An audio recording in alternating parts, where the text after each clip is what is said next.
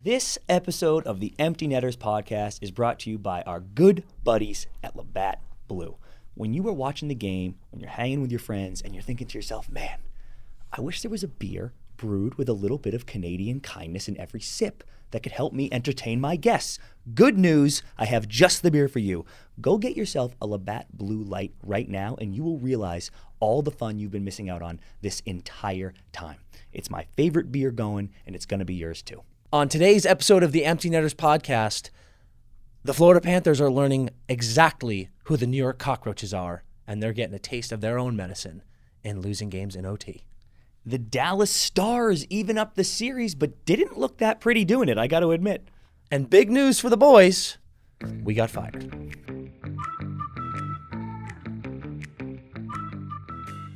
Ice is ready, and we are back with another episode of the Empty Netters podcast.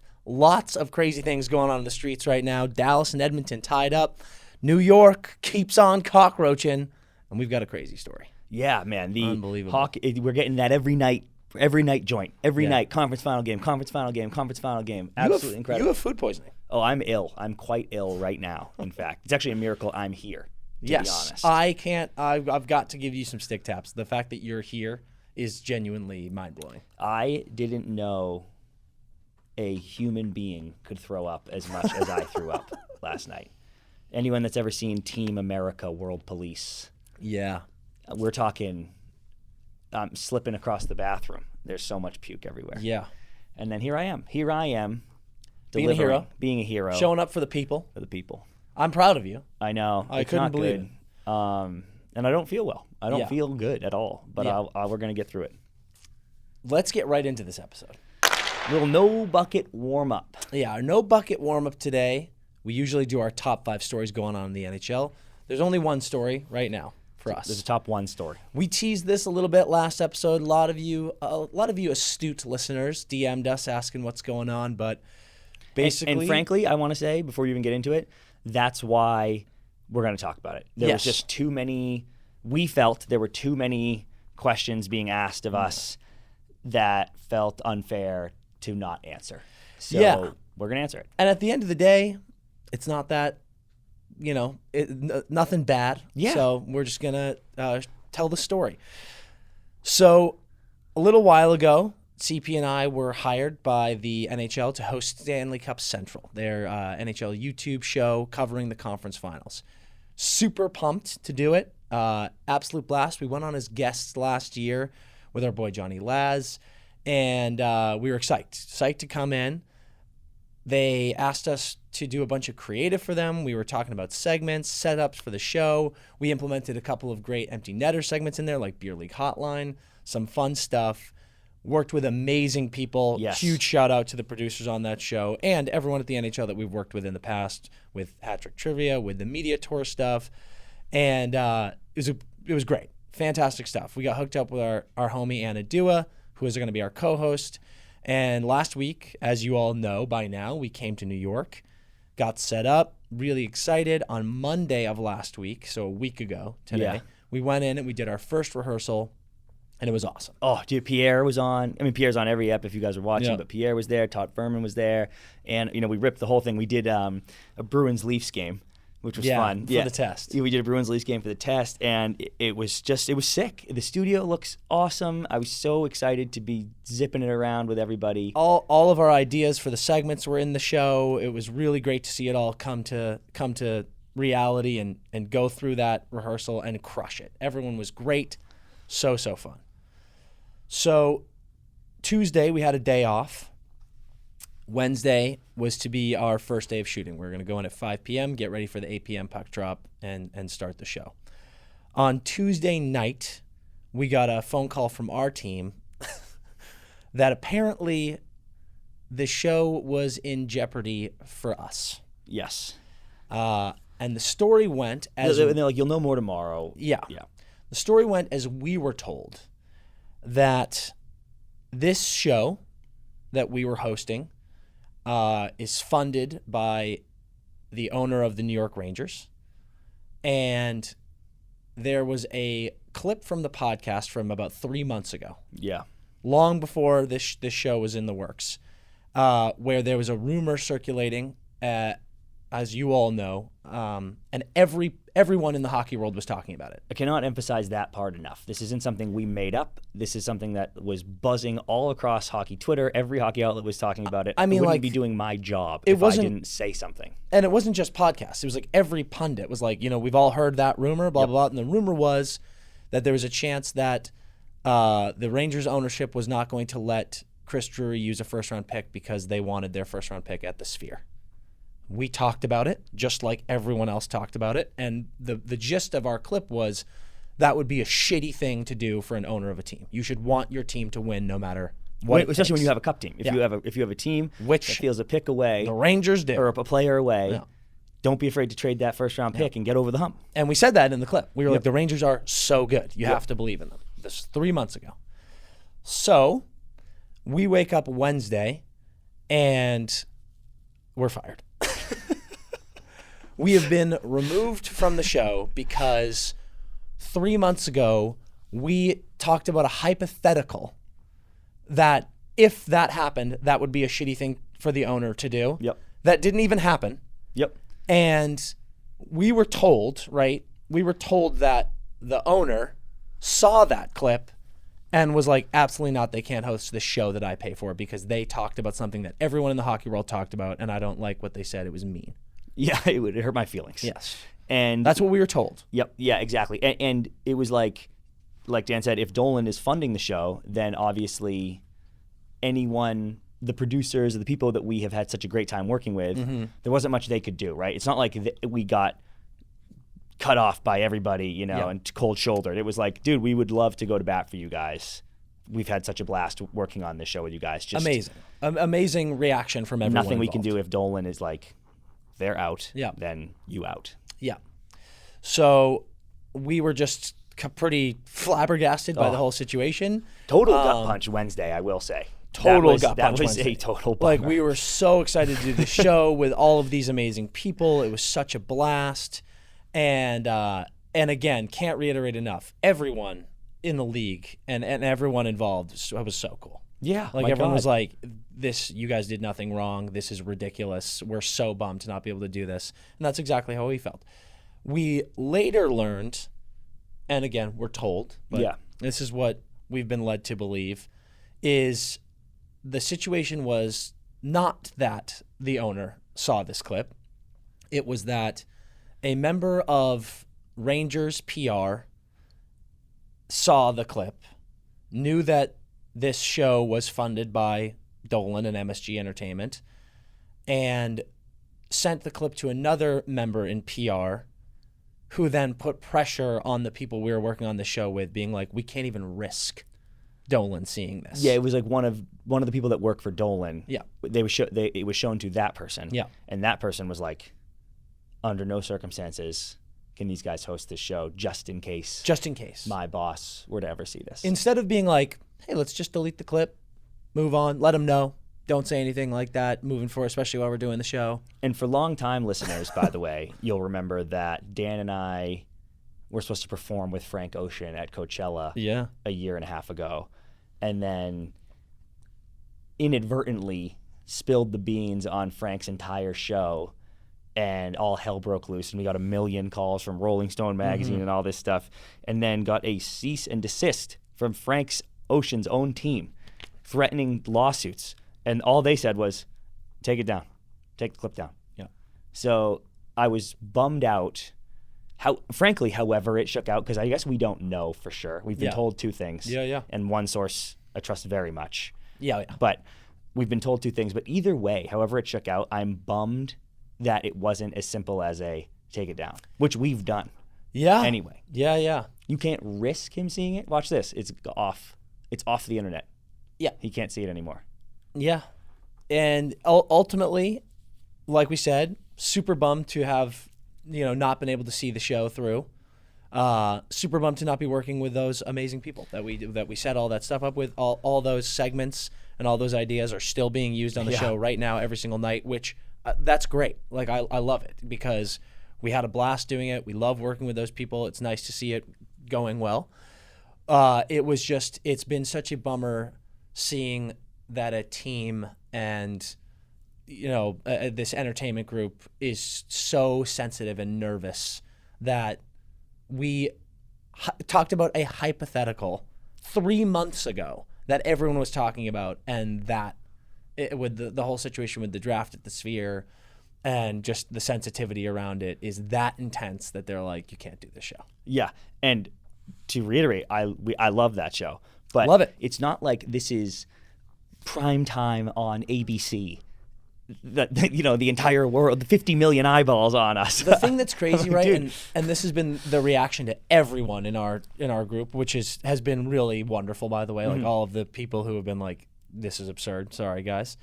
Even if it were, even if this were, major broadcast, the issue at hand is so not a big deal. It's so not controversial. It's not insulting. It's just the clip is so nothing, and it was, like we said, what everyone was talking about at the time. Dude, the only thing I'll add punish to that, everyone Dan, in the world. The only thing I'll add to that is the clip, because if anyone that, like, maybe someone saved it, I don't know, but anybody that has seen it, it's not like the nicest thing. We're dogging someone over a hypothetical. Yeah. But if this happens, that's a piece of shit move. Right. And to that, I would say, man, like, we run an entertainment hockey podcast. Yes. Like, it doesn't behoove me to go, this so-and-so player did something and I didn't think that was very helpful to the team. No. I go, so-and-so player turned that puck over and he should be shot into the fucking sun.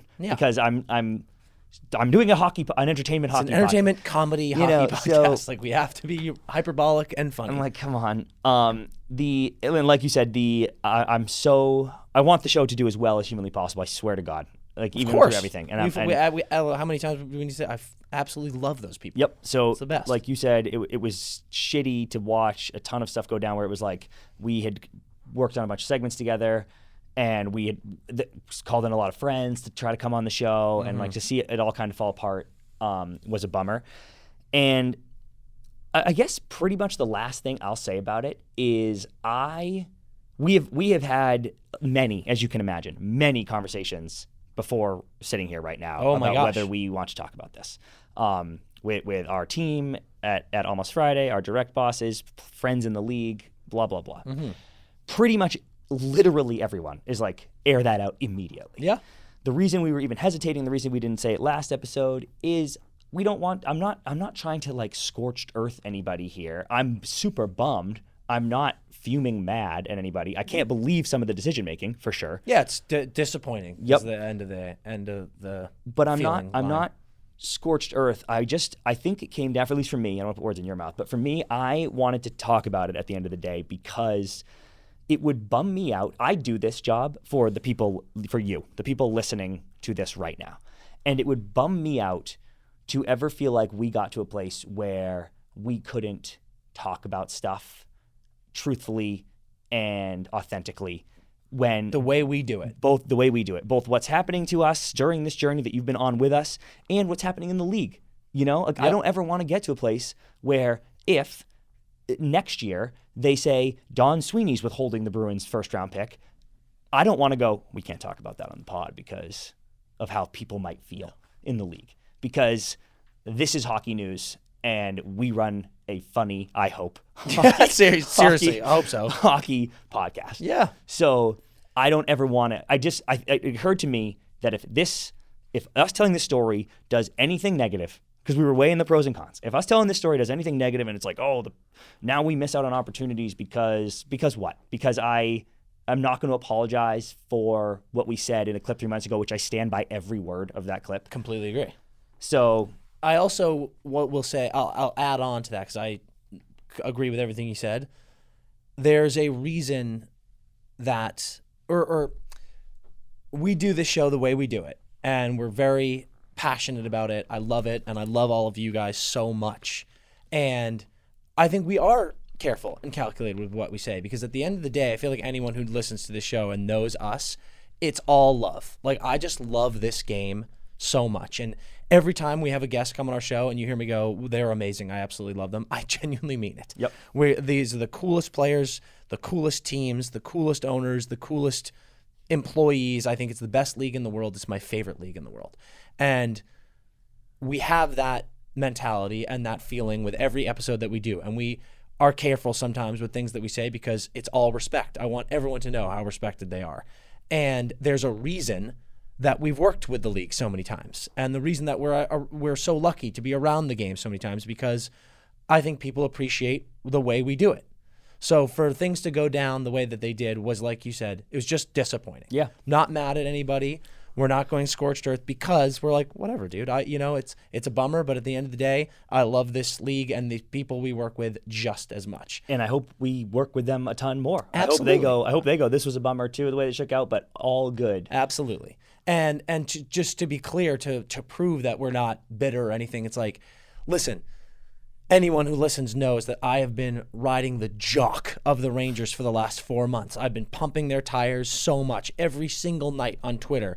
I pick and choose times to be cocky as shit and go, I know this team's winning, and I believe straight up I'm fucking 10-1. Yeah, I think you are too. And and last night, which we'll get into when we talk about the game, or yesterday, we hosted a Rangers watch party at an amazing bar, Blue Haven East, and we were standing on tables celebrating with the Rangers. So if anyone thinks, oh, I wonder if they're going to be bitter against the Rangers for this, the answer is no. Yep. We were arm in arm with amazing Rangers fans having a blast watching that game. So there is no animosity. It's just we made the decision together with our team for you guys. You're already aware that something was going on. We wanted to share the story. It's a crazy situation. It is what it is, and we can't wait to keep doing awesome stuff with this unbelievable league, these unbelievable people, and most importantly, in my opinion, the coolest fucking fans in the world. Bang. So, wild shit. All right.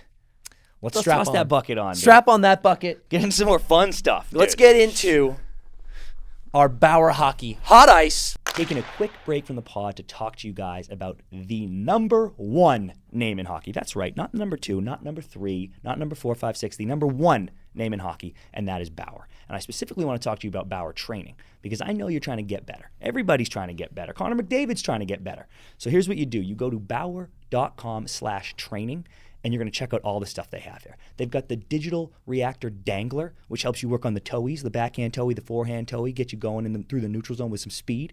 They got the reactor slide board. If you're going to work on your stride, you want to get those Nathan McKinnon strides going through the neutral zone, you can do all that. And because we want to hook you guys up, if you use promo code EMPTY, that's EMPTY, you're going to get free shipping on all your orders.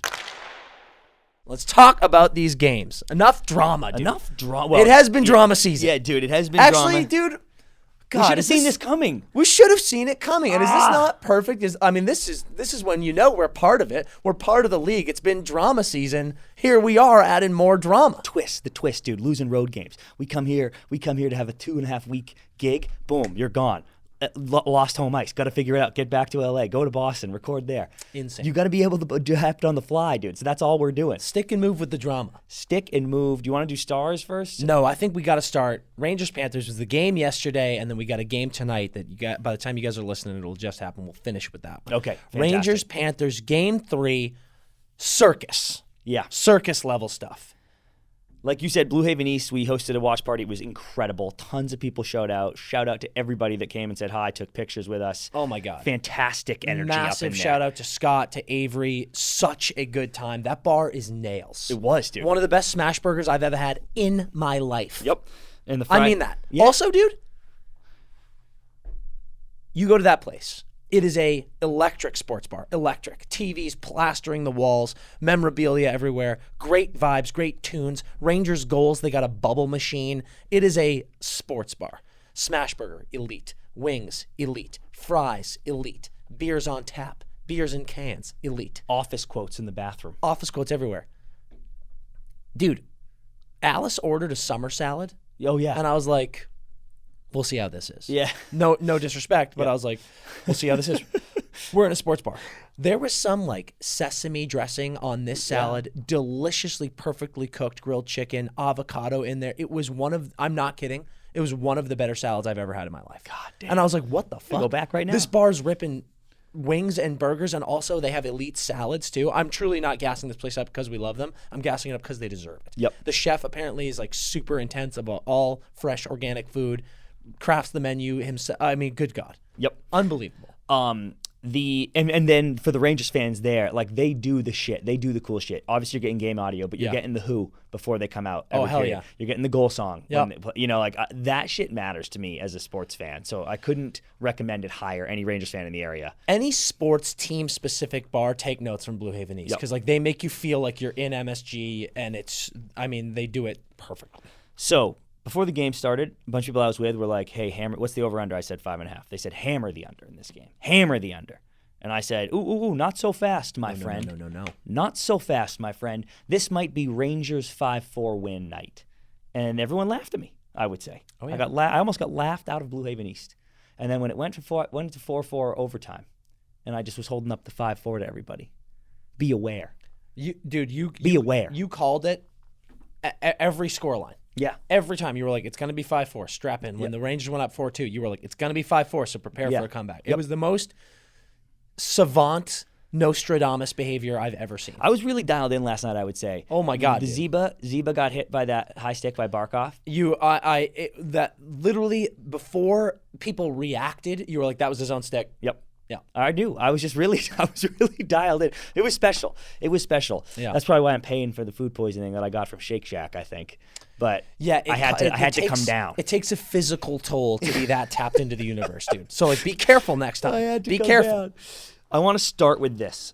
Igor Shesterkin is seeing it right now. He is seeing the puck. Yeah. And what I mean by that is it's when those shots come through traffic and you're like, ooh, anything on net in the playoffs is scary. Shots come through three legs and he's like this, gloved. Saw it the whole way. Snap. Saw it the whole way. Yeah.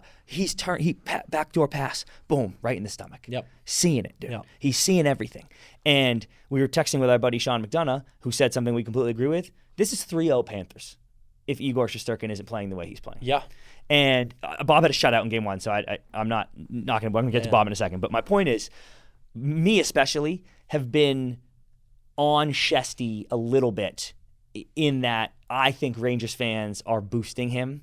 And I think that in his whole career, basically. Like, he won that Vezina and the world crowned him like the greatest goalie. And I was like, he's very good. But he's like, dude, everybody chill. And in these playoffs, obviously we've both been stroking Swayman as he deserved. Yes. But I've been like, Bob has been better than Chesty. Otter has been better than Chesty. Shesty has been sick. Don't get me wrong. Yeah. But those guys have been better. Let me jump in. Yeah. Because I completely agree. And we all know I'm fucking cockriding the Rangers here. Here's the reality. He played great against the Capitals. He did not face difficult shots against the Capitals. He played great against the Hurricanes, with the exception of those two games where he gave up 4 goals each. He did not face difficult shots again.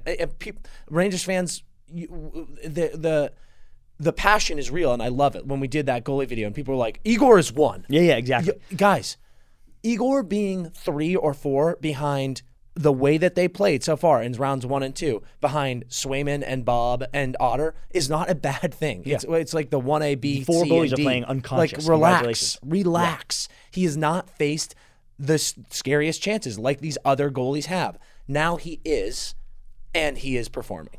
So that's why we're like, yes, dude, he is out of control right now. And now I think he is the number 1 goalie in the playoffs. Yep. As he deserves, because Otter's still there. Otter's giving up nothing. Absolutely. But yeah, he is really delivering and making some gargantuan saves. Saves on top players. Yeah. So I thought that was extremely impressive. And if it keeps up, punch the ticket, dude. Punch the ticket to the cup. On the other side of it, Bob. For me, we got in a mini argument after the game about this. Bob is. There's at one point when it was 4-4. Let's also be clear real quick. Just saying, Igor's elite, but like we need to take our medicine too. Mm-hmm. Igor had an .892 save percentage in that game. Yep. Like, yes, there was 37 shot. I mean, there was 108 shot attempts. 37 of them saw the frame. 4 went in. Yep. So like, he's been great and he is seeing it. Yep. But like, let's be real. And actually, to finish that, Dan, I will say it was like the Tkachuk like deflected one in game one. Then ignore the disallowed goal because it was disallowed, but I thought that shouldn't have been. It was a goal, though. But then it was like own goal, empty netter. netter. Then Verhaeghe power play, Yep. and that was it in game two. Yep. And then in this, I'm trying to remember it was like a power play goal. It was like the 2 Reinert power play goals. But I'm so sick of people being like, those were great moves, and he got beat. Yeah, the first one though, like hit his arm and went up. Who gives a fuck, dude? Like I'm sorry, I don't understand this argument. Reinert got the puck. And it's a power play, sure. Reinert got the puck down at the goal line, made a good move with the backhand into the front of the net that Shesterkin is sitting in front of, and it goes under his arm and in the net. Beat him. Like that's what are we talking about? It wasn't deflected. It wasn't a lucky bounce. It was a sick move and a good backhand shot. It went in. Yep, I think that's right. But then the second one went off Trouba. Like he just fired it off Trouba. And then what was their third goal? Oh, the one was like Barkov hit him in the hand. Like they just fired it waist high, hit Barkov, and he's swinging at it, but like it hits Barkov in the hand. And then Forsling just cheeses him. Yes. And then Forsling cheeses also, him. the Barkov tip, like that was again, I'm on the Rangers, but I refuse and I have some for the Panthers later too. I refuse biased fan stances. Like people being like, it went off his hand. Barkov tips that puck in the net. Okay. It's a good tip. It's a good move. But it catches a piece of his hand. It catches a piece of his stick too, for the record. Yep. And that is your stick. Oh, by the rule book. But that I'm was saying a tip-in goal. A tip is literally never a goalie's fault. If yes, shot gets but tipped, you're like, oh. My point is, let's call it a tip-in goal. Okay. Because that's what it was. So off Trouba, tip-in goal. Yeah. Then Forsling cheesed him, and then Forsling cheesed him again, and it hit the crossbar. That was the only time I was like, because you're starting to get a few ripped by you. Yes. So to your point. By the way, biggest mush of my life. What happened? I tweeted, like, I was right. Yep. They won, and I was cocky on Twitter for Rangers fans, and I've said it a bunch of times. I'll be cocky on Twitter while you guys defend the wall. Let me be cocky. Yep. I'll take the bullets. Yeah. And I'm 10-1 when I get cocky. I did say in that game, I was like, Shesterkin will not let a straight shot in for the rest of these playoffs. Like the only way they can score is tips. Yeah. And then Forsling just cheddared him immediately, and I was like, my bad. I did tweet that. I was like, my bad. That was the fast. It was literally Chris. 45 seconds later. Sick play. It was too, such a bad mush by me. Right off the face-off. But to switch it, so to your point, yes, it wasn't like Shesty had a 9.8 save percentage and had another shutout, but he's playing good. Bob, I get worried a little bit because at one point when it was 4-4, the Rangers had 16 or maybe 17 shots. 4 goals on 17 shots is absolutely unacceptable. And end of the day, disagree on this, but like I thought 2 were the sick laughy goals. Mm-hmm. And I know that you have a take on that where it's like, kind of where else is he going to go? And I actually thought, I don't know what defender that was on Florida, but whoever went down on a knee. Oh, dude, no, it's goal 2. We can talk about goal 1. Sick, yeah, like good zone entry by Laffy, really strong on the puck. He's on his backhand the whole time, but like we said, right under the bar though, elevate. Yep, and he fucking tucked that nasty. Where Mama keeps the cookies. Yep, and that was a sick goal. Yep, sick goal. Goal 2. I'm sorry, I'm not gonna crown him. Good move. But I'm sorry, as a non-biased hockey fan watching that, I saw 2 horrendous defensive plays more than I saw a good move. The go down on the knee was so insane. A few pretty significant pundits in the hockey world have said that. They've been like, what the fuck is going on here? Like, this is not good defense. It was awful. Insane. And then I just said a tip is a tip. So I think the second goal in the game was a Goodrow tip. And then the Goodrow clapper, that was just a ridiculous play by Florida again, where it felt like they had the puck on the power play. They just got that double minor, which we're going to talk about. But I felt like they had the puck, and then all of a sudden the Rangers have it, and they throw it out to Goodrow, and he just hits that clapper, that like knuckle puck clapper that just goes top corner, but not like top corner. Yeah. And I got to have that one if I'm Bob, I think. And then the Wenberg thing, dude. And hey, Wenberg. First goal of the playoffs, game winner in OT, massively important. Count me among the people that was like, I don't love that signing at the deadline.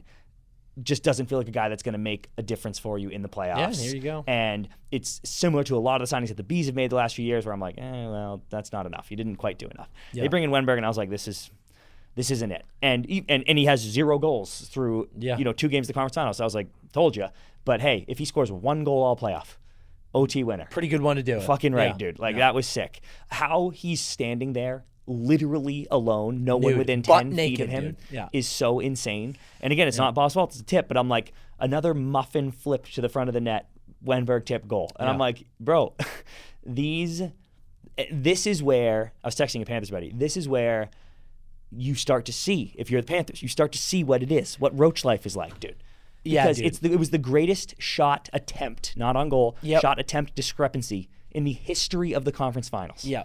That's how much the Panthers were all over him. I mean, dude, it's 5-4 L. It's crazy. I think there was 108 shot attempts, 37 on frame. I think 37 were blocked, and then like 34 or something just like missed the net. And that just simply cannot happen. And I will say there's a frustration element too of if you're the Panthers forwards and defensemen and you get 37 shots on net and you score 4. Like I said, 8.92 save percentage from Chesty. That's not, certainly by his standards, that's not good. Yeah. So you go, we did our job, we scored 4. When they get 23 shots on net and score 5, you are a bit like, we fucked, like we lost. Yeah, we might have a problem. Like we lost this game. Yeah. And I'll say this too, Bob was unbelievable last year, and Bob had some games, certainly against Boston, where he just like wasn't good, but then pulls it together next game and they win. So like, I don't think you're panicked right now if you're Florida at all, but that was a bad game. That was a bad game top to bottom from that team. Those two, you go up 1-0, those 2 quick Rangers goals, like again, sick move by Laffy, or sick shot. Yeah. But that was terrible positioning by Florida. Like when Laffy was like in, I was like, why the fuck is he in? Like, how did you let that happen? Yep.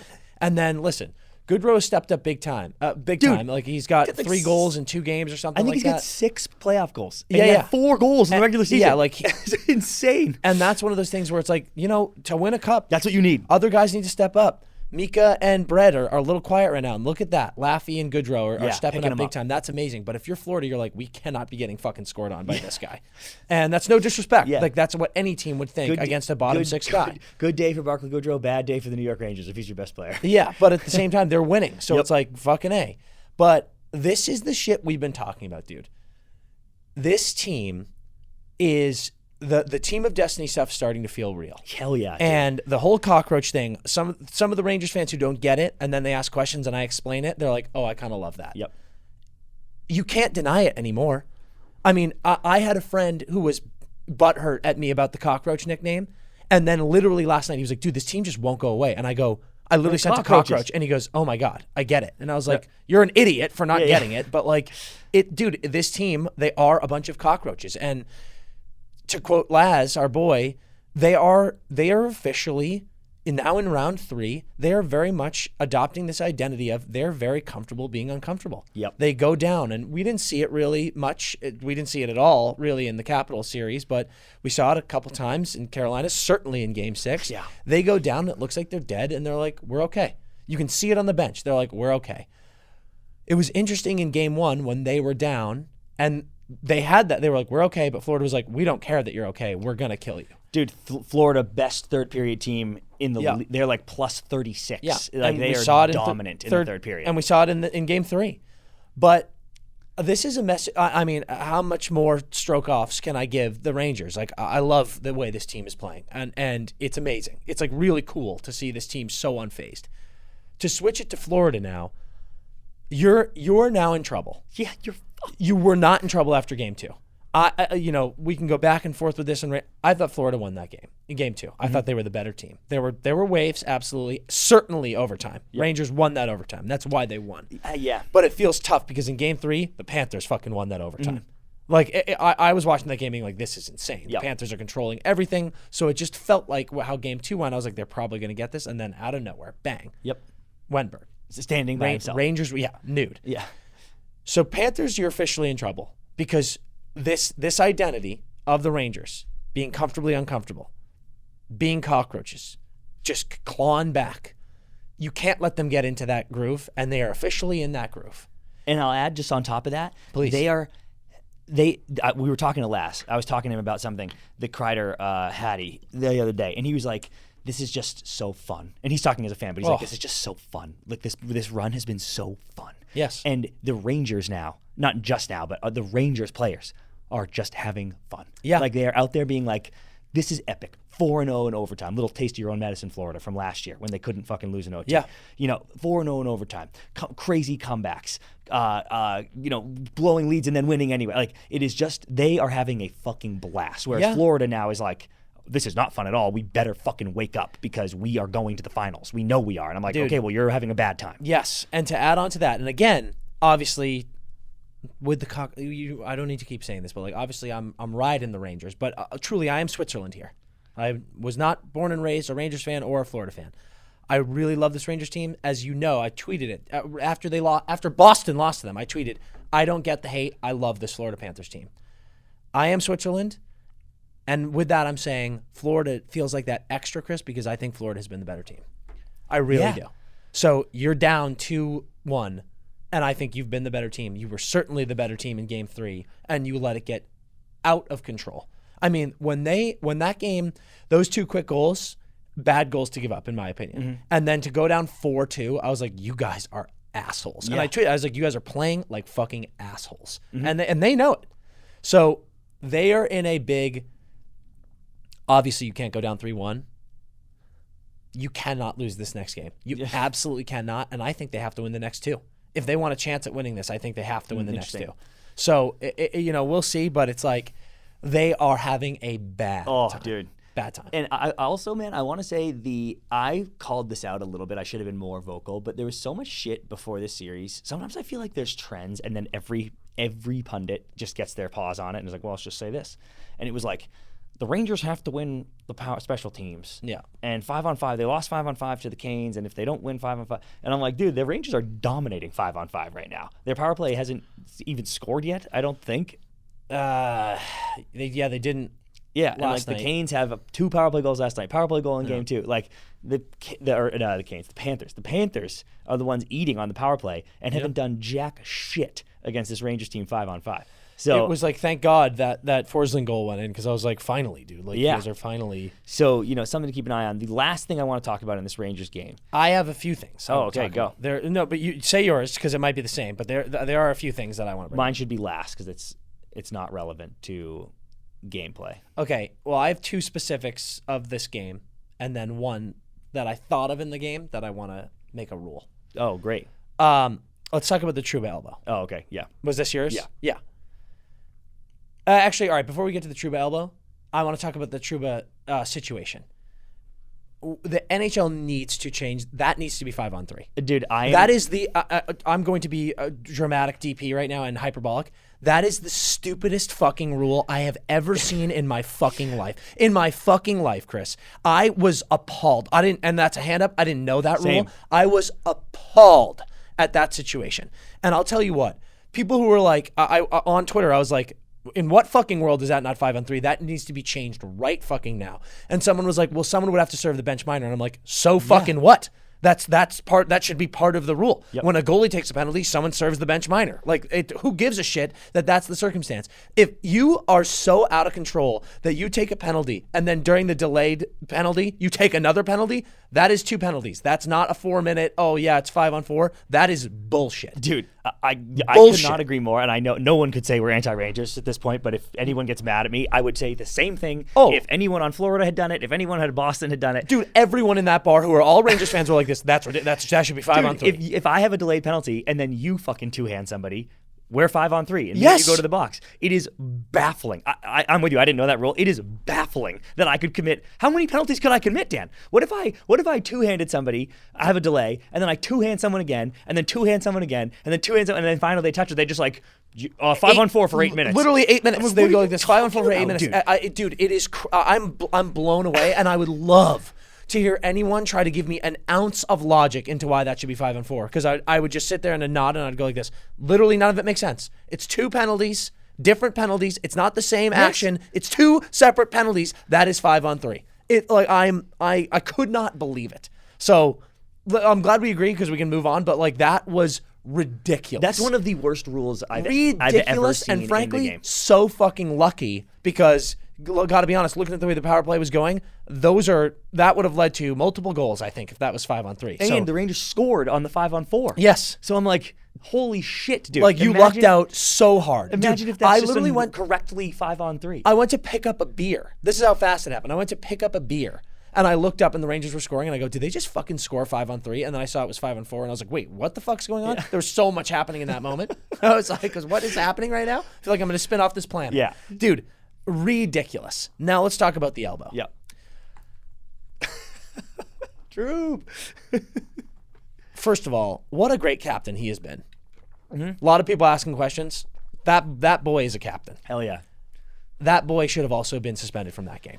If you are a Rangers fan pulling this shit, oh, Rodriguez embellished. That elbow hit his neck, didn't even hit his head. Dude, do you have any idea how bad a flying elbow hurts if it hits you in the neck? Yeah. First of all, it definitely catches head as well. But, like, yes, it does hit him in the neck too. That is still a penalty. That still hurts. If that elbow hits him in the shoulder, it's still a penalty. That was one of the most egregious elbows these eyes have ever seen. And, again, so many props to a lot of diehard Rangers fans I know who were like, in what world is that not a 5-minute misconduct? Yeah. That was. I think if it had been cleaner and listen, I'm on your side, but I think if it had been cleaner head contact, he would have got the 5-minute major. It's just and I'm not saying this to you. Yep. I just think that's so ignorant, dude. It's like it's the attempted murder thing. It's like Yes, oh yes, oh good well, point. you know, like he didn't shoot him in the head. He shot him in the chest. And I'm like, what are we talking about here, guys? Like, dude. And also, we can agree that dangerous flying elbow that we've now seen again 2 series in a row. Yeah, because that was a guy on Natchez. It's hitting him shoulder up. That's so dangerous, dude. And I do hate it, Dan, because, you know, some people are like, well, Rodriguez was, you know, ducking a little bit and whatever. But I'm like, at the root of it, man, I feel like such a bitch now. But at the root of it, I'm just like, dude, I can't have you flying through the air. Like, he goes through the air, you know? And it's the same thing that's happening to with the Natchez play, where he realizes I might not get him. You know, and it's like dude, make it lower body. That's what a leg check is, dude. When you go, oh shit, I don't have him, and you throw that out there, you throw the wing out, and that ends careers, dude. This is the same shit. Yes. Like, he goes like this and he launches because I'm Trouba and I'm in the train and that's fine. But then when he's like, oh shit, I might not have him, he's out here, and I'm like, dude, that even if that's like his body, where they might not even call it, by the way, like if he just hits his body like that because he's like, oh, he's on the other side of me. I am still like, stop doing that. Just stop doing that. Leave your elbows in. It's again, I really like Trouba, so I'm not like you asshole. I'm just like, yeah, it's like stop doing that because it's dangerous, dude. It's like what I said about Matthew Tkachuk. I love Matthew Tkachuk, but when he threw that punch at the back of Pasta's head, I was like, stop doing that. Dude. Yeah, you are too good for this. Stop doing that. I don't like suspensions because I'm like, I want all the best players on the ice. I really do. But at the same time, I'm going to be shocked if Trouba doesn't get suspended for this. No, I don't think so. How is that not as bad as the Saucy thing? If not worse, dude. Well, no. The Saucy thing looked way worse. Did it? Yeah.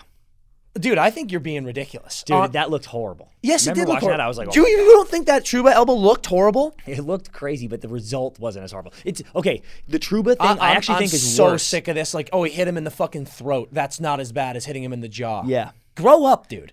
And I'm sounding pissed because I've heard of this argument like, oh, I didn't catch him clean, dude.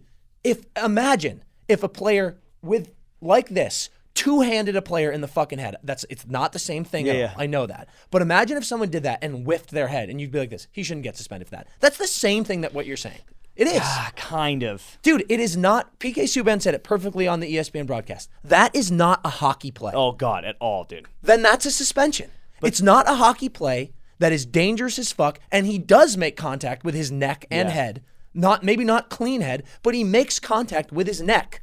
That is not a hockey play. That is the definition of a suspension. Yeah. Again, I'm not sitting. I just said I don't want players to get suspended. I didn't want Saucy to get suspended. I know. But when they did, I was like, I understand. And I just think it would be so childish if Trouba gets a 1-game suspension and people go, that's fucking ridiculous. I'm like, are you fucking high? Look at that play. No, I don't think he'll get one, but if he does get one, I won't be going, that's ridiculous. I'll be going, yeah, you flew through the air with your elbow out like a psychopath. You know that I don't love the repeat offender argument, but I do think, given that we have 2 series, I mean, dude, the Natchez one was the most absurd thing I've ever seen.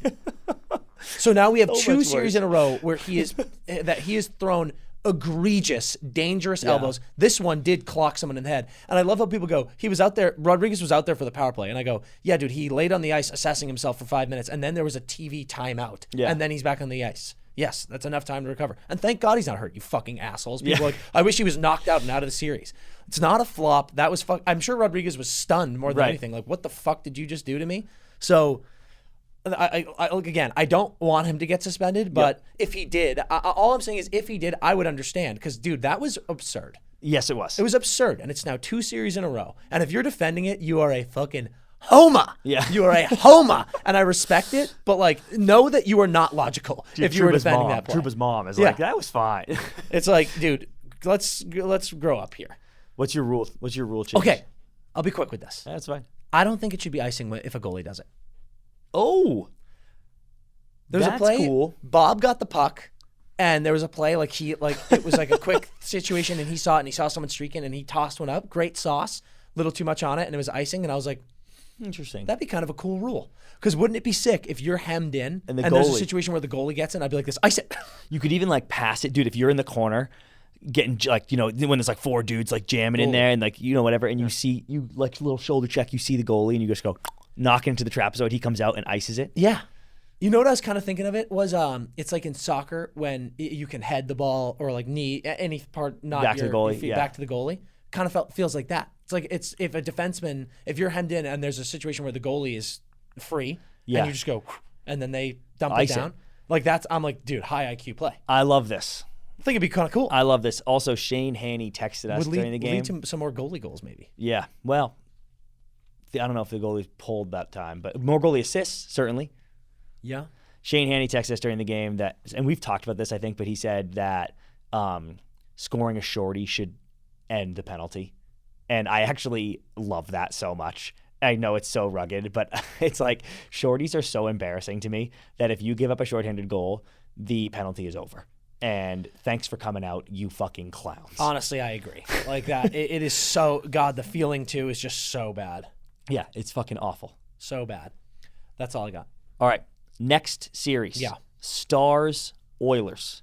No egg. No egg yet, and I'm happy for the lovely people here at MCM because I had posted on our story that I had to smash an egg on my face in the studio if the Stars lost game 2, and I was going to have to do it here in front of you guys, so I'm really glad there's not egg everywhere. It would have smelled like egg in here for days. Yeah. So far, but I'm not out of the woods because if they lose game 3, I said game 2 or game 3, so if they lose game 3, I still have to smash an egg. We'll just be back, hopefully. I didn't see this story. It's a grid post, dog. I didn't see that grid post. And good credit to you, man. Like, that's confidence. There's just no way. And here's the thing, though. I will say this. And Dan, I want to say this, too. I'm going to use my platform here. Hey, Oilers fans. We posted a clip from the episode the other day where literally, dude, I said, I'm curious what Oilers fans will think if they lose in 5 games. I'm not saying they're going to lose in 5 games. I'm literally saying if you lose, I think I said 4 or 5. If you lose in 4 or 5, do you go, I want big changes still, like you said you wanted if you lost in the second round? Or were you going to say, no, it's okay. We lost in 5 to a really good team. We made the Western Conference Finals. Yeah. I was literally asking that question. Yeah. And the fucking comments are like, you tell me you've never seen the Oilers without telling me you've never seen the Oilers. You're a loser. I hate you, hate the Oilers, and I hate you. And I'm like, dude, I was asking a question. Okay? So, dude, I have found listen, we say a million times, every fan base has crazy fans. For the most part, other than Toronto and Montreal, I've found Canadian fan base fans so wonderful and polite. Yeah. And just like, a lot of them commiserate with each other and their teams. But they're all very like, yeah, man, we just love our team, dude. Yeah. Obviously, with the Chris Tanev thing, Calgary fans showed a little bit of their fire when they were upset with how right I was. Yeah. But man, Oilers fans, so far these playoffs, Big man. They got the juice, dude. And listen, and so that leads me right into my next point. And it's only Dallas in 5 is still alive, but massive hand up through 2 games of this series. Just about everything I thought was going to happen in this series has been completely wrong. Truly. Yeah. The Oilers have outshot the Stars in both games. And by the way, the Stars have blocked 20-something shots in both games, which is what the Stars do. But that's just a testament to me saying they've blocked 25 shots a game, and the Oilers are still getting 30 shots on goal. Yeah. You know, and we watched teams, the Canucks, smother this Oilers team where they'd be like, I know in a few games they had a million shots, but we watched teams hold this Oilers team to very, very few shots. And I thought Dallas was going to be even more of a problem for this Edmonton squad. Yeah. Wrong. Completely incorrect. Yeah. I thought Stuart Skinner was going to get lit up like a pinball machine against the rolling lines of Dallas. Yeah. Wrong. Completely wrong. I thought we both said, and this one I'll admit to because I believe it, we both said the Oilers had an easier path, which they did. But They did. It's not even arguable. The Oilers had an easier path. So I'm like, this is a Mickey Mouse Western Conference Finals appearance. You know, you would have lost these other teams. If this series continues to go the way it looks like it's going to go, 7 games, whatever, and for the Oilers might fucking win, dude. But like, if Dallas battles and beats him in 7, fucking completely wrong about everything. Massive credit to this Edmonton squad because they came in the heavy dogs of the 4 teams. The heavy dogs. Yeah. And it's actually so crazy how Vegas swings so fast, by the way. Like, after game 1 of both series, the Rangers were like plus 700, and Vegas was like, they're out. Yeah. And I was like, yeah. And now they're the heavy favorites. To win the cup. They're like, it's over. The fuck, dude. Jesus Christ. So, but anyway, it's volatile, but the Oilers came into this way down. Yeah. And they have put on a fucking clinic in these games, dude. Like, I genuinely feel like they haven't, because that Marshman tip was nasty to win. Oh my game God, 2. so sick. Absolutely disgusting behind the back. Yeah. But again, tips aren't on the goal. Like, it's not like their Oilers lost that game where you're like, oh man, you're getting outplayed. Dude, 2 things to say. One's going to transition perfectly into the other. The Oilers' defense deserves so much credit. Yeah. I mean, that was a huge question mark for me. We talked about it with Wish way back. I was like, Bouchard's so good. I'm going to get into that too. But I was like, do they really have like a shutdown guy? Mm-hmm. I mean, Nurse has been struggling a bit, and I just wasn't sure how I felt about this defense. They have stepped up in such a big way. And again, going all the way back to Vancouver and now into these games. Do me a favor and look up game 1, because in game 2 here, there was, I believe, 22 shots. From who? Dallas. Okay. Or 24. Game 1. 22 saves for Skinner. So 33 shots for Dallas game 1. At 30 or Sorry, 20 and 25 shots in game 2. So not a ton of shots, and certainly in game 2 they're keeping the shots pretty low. And they just did that a lot against Vancouver. They weren't giving up a lot of shots. And I was like, dude, good job. Like, you're stepping in front of a lot. You're not giving them good shooting opportunities. And then low goals given up here. 3-1 game 2 with an empty netter. It's like, and then that sick Marchman tip. Yeah. Like, good God. And then let me just say, dude, Evan Bouchard is so good. Yep. Yeah, he burst onto the scene last year, made our top 100 players in the league, and he is now very solidly in my top 5 defensemen in the league. Like, top 5? I think so, dude. I really do. No, dude. Yes, because he does it bonkers. on both ends of the ice. I thought I kind of had this. Give me your top 5D right now. Well, hold on. I'll get into that. Okay. I just think he is so solid on both ends. And I part of me was like, maybe he's kind of a Carlson, like he's just really heavy in the offensive side. He's not, dude. Mm-hmm. Like, he's very strong defensively. It's crazy how incredibly talented this guy is. And that's a huge factor in this series. Now on the other side, my boy, Miro Heiskanen, is insane. He's disgusting. He is not. They have not let up a goal with him on the ice. Is that true? Yes. That's sick. Isn't that absurd? Yeah, that's sick. Heiskanen is so dominant for this team, and it's just on display night in and night out. And the flowers that I would like to give him are in abundance because, I mean, holy smokes, is this dude unreal. And also going to be such a huge identity and factor if they win this series. Like, it's just going to be continued insane play by him. Mm-hmm. Like, it's so impressive what he's doing. So impressive. And I just, like, I can't begin to stress it enough. If you want my top 5 defensemen in the league right now. Yeah, I would. I think I go Kale, no question about it. Miro. Is this in order or you just listing top 5? I think I'm listing top 5, but Yeah. it might be in order. Miro, Charlie McAvoy, Evan Bouchard,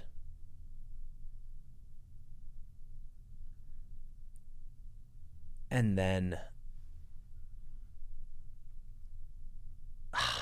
either Darlene or Fox. Or sorry, Quinn Hughes. I was like, dude, I feel Easy. like you forgot someone you're going to be pissed about. Yeah. Yeah, Bouchard is not in that 5 for me. Yossi's over him for me. Yeah, Yost is like, to me, it's like that 5. I might even have Hedman up there. Honestly, I so- think I go, oh, wait, what am I doing, dude? We need to delete this. You've confused my brain. Yeah. I'm sorry. But I do think I go Kale Miro. I really do. I love that. And then truly after that, I think it's Charlie. I think it's Hedman. I think it's Quinn Yossi, Hedman. Bouchard, for me. Yossi, Hedman. Then yeah. you're into the Charlie Bouchard Fox. But my point being is, like, I feel pretty strongly about those. I feel very strongly about those top 2. Yeah, I love that. And I love think that. pretty strongly about the top 3. But after that, I think that there's a collection of 5 guys for those last 2 spots, and Bouchard is in that collection. Yep. No doubt about it. Okay. What did you say about that?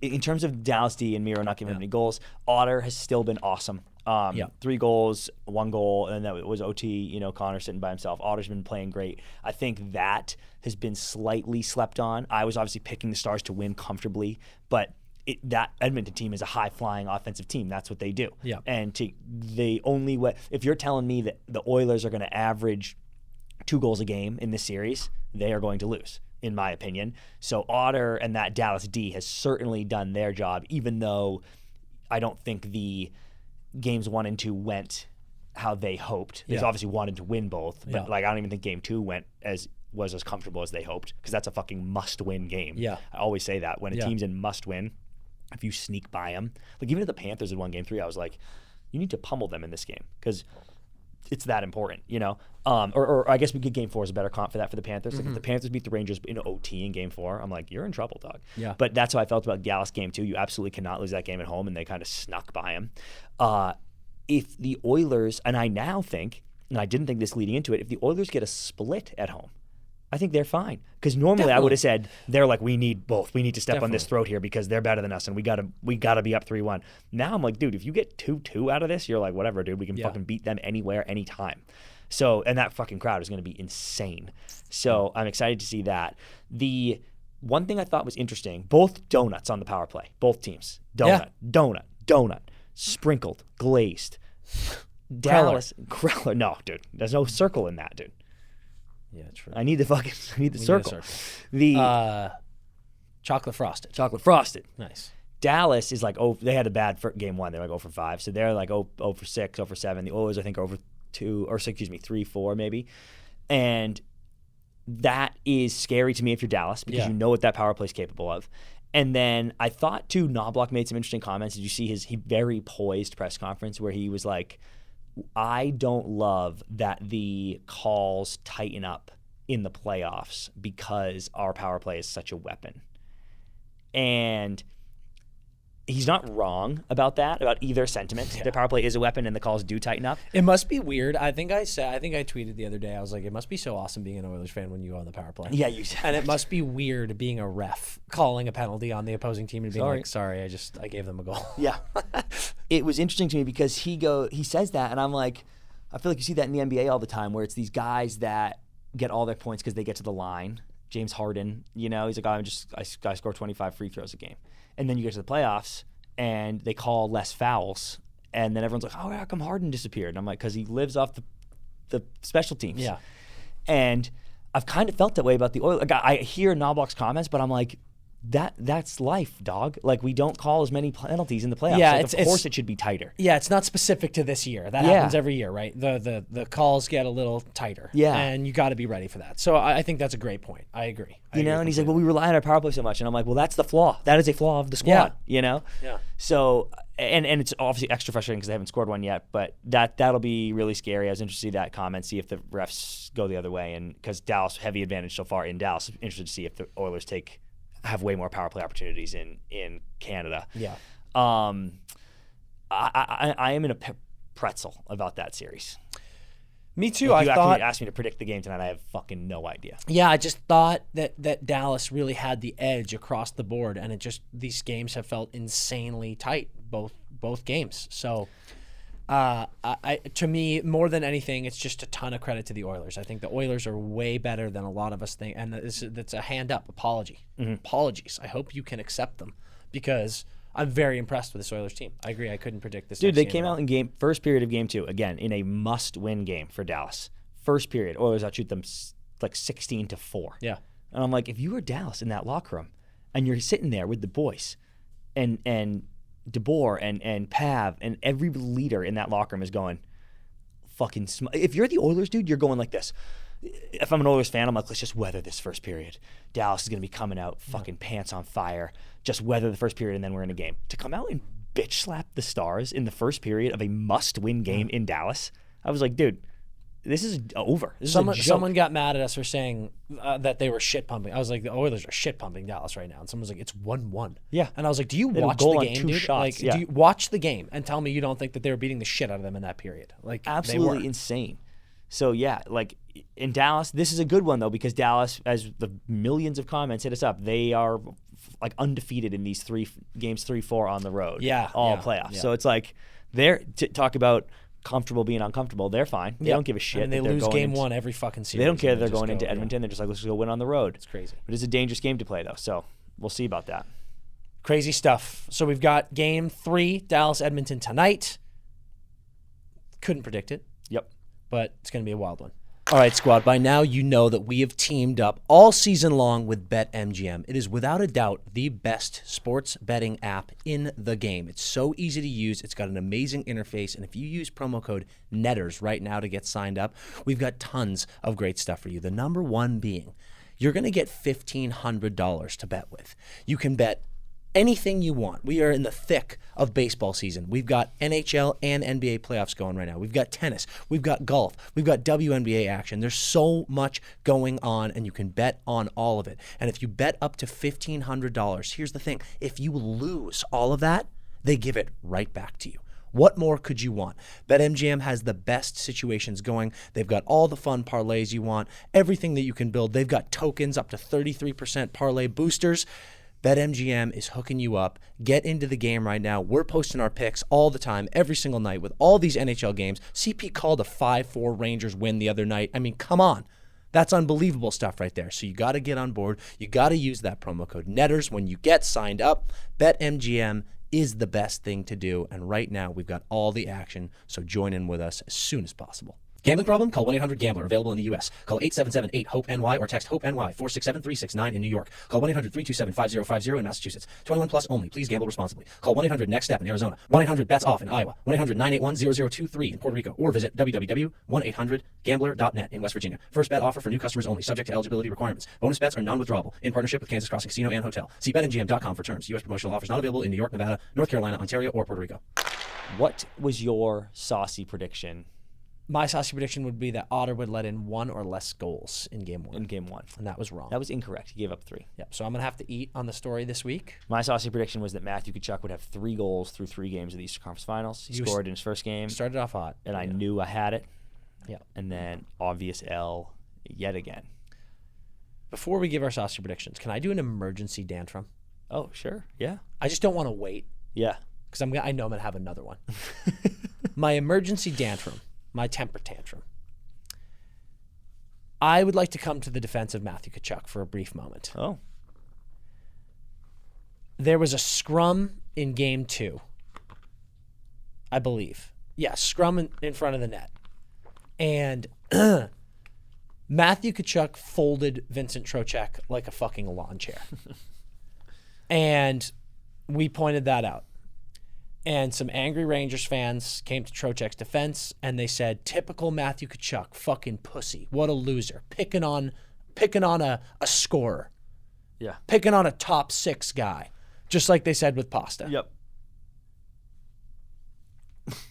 Matthew Tkachuk's a top 6 guy Dude. in the league.